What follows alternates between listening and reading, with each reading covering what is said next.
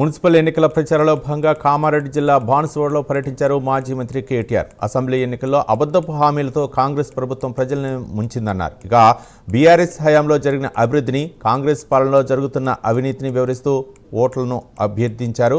ఇక స్థానిక MLA Pocharam శ్రీనివాసరెడ్డిపై KTR fire అయ్యారు. ఇక 4000 పింఛన్, తులం బంగారం, రైతు బంధు వచ్చినోళ్లు కాంగ్రెస్కి ఓటు వేయాలని, రాని వాళ్ళు బీఆర్ఎస్కి ఓటు వేయాలన్నారు కేటీఆర్. పంతులు కలిసి పెద్ద మనిషి ఆ పంతులు ఆడిపోతున్నావు అన్నాడు. బాన్సువాడ పోతున్నా అన్న. ఎందుకు పోతున్నావు అన్నాడు. ఎలక్షన్ ఉంది, మన వాళ్ళందరికి అంబేద్కర్ లాగా బాగా జమైన్లు, మేము పోయి మాట్లాడేది ఉన్నది అన్న. అరే బాన్సువాడ వాళ్ళు ఆయన ఆగమైతారు, పోచారం చేయబట్టి జర అన్ని విషయాలు మెల్లగా చెప్పు అన్నాడు.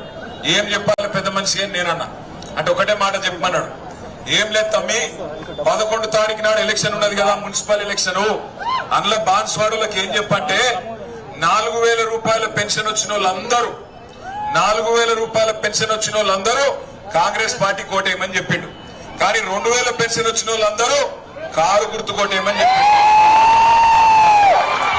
తులం బంగారం వచ్చిన వాళ్ళందరూ కాంగ్రెస్ కోటేసుకొని, కానీ కళ్యాణ లక్ష్మి, షాదీ ముబారక్ 1,00,000 రూపాయలు వచ్చిన వాళ్ళందరూ కారు గుర్తు కోటేయమని చెప్పిండు. అట్లాగే నెలకు 2500 మహిళలకు ఇస్తా అన్నారు కదా మహాలక్ష్మి అని. ఆ 2500 వచ్చిన వాళ్ళందరూ కాంగ్రెస్ కోటేయింది. కానీ బతుకమ్మ సీర తీసుకున్న వాళ్ళందరూ ఏ గుర్తు కోటేయాలి? కోన్సీ నిషానే వారి మంత్రులు గారు. ఇప్పుడు మీరు ఎల్లుండి 11 తారీఖు నాడు ఎలక్షన్ లో ఓటేస్తానికి పోయినప్పుడు అక్కడ అన్ని గుర్తులు ఉంటాయి. మీకు చేయి ఇచ్చిన పార్టీ ఉంటది, చెవులో పువ్వు పెట్టిన పార్టీ ఉంటది, మిమ్మల్ని మంచిగా కారులో కూర్చోబెట్టుకొని తీసుకుపోయిన పార్టీ ఉంటది. పంతులు గారు చెప్పిండు, మళ్ళీ మీరు నన్ను అనొద్దు. ఆయన ఏమి చెప్పిండంటే 11 తారీఖు నాడు ఒక కారు గుర్తు దిక్కు తప్ప వేరే ఏ గుర్తు దిక్కు చూసినా కళ్ళు పోతాయట. తర్వాత నాకైతే తెలియదు.